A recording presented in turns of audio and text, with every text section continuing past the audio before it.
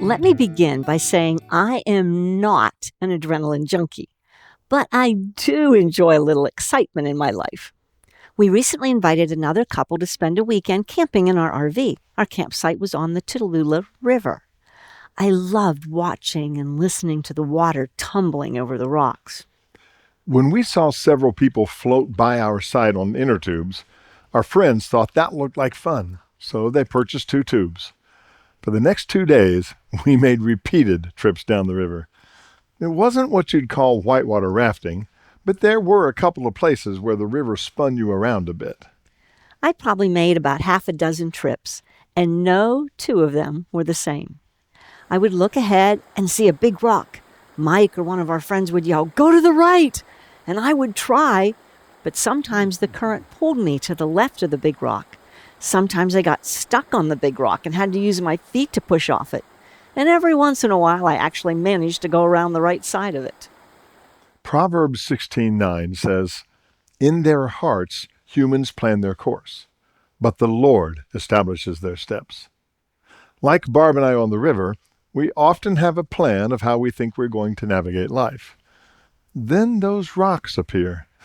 We desperately want to avoid them and try hard by eating healthy, putting aside money for a rainy day, or building relationships that we think will be helpful to our future. But it doesn't always go the way we plan. We believe Psalm 103, verse 19, that says, "The Lord has established his throne in the heavens, and his sovereignty rules over all."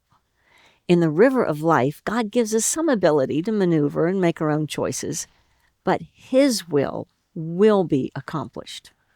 I take comfort in that. God encourages us to see what is in front of us and make plans. But when we get knocked off course due to circumstances beyond our control, know that the Lord establishes our steps.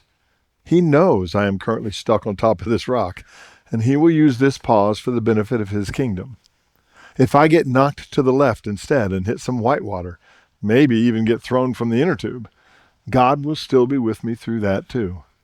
The cold water might come as a bit of a shock, but it could be just what I need to recognize that I'm not master of my own universe.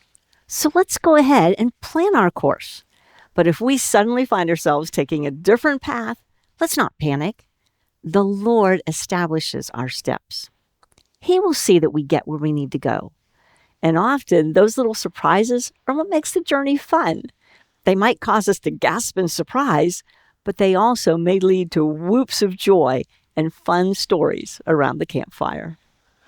Thanks for floating down the river with the foxes.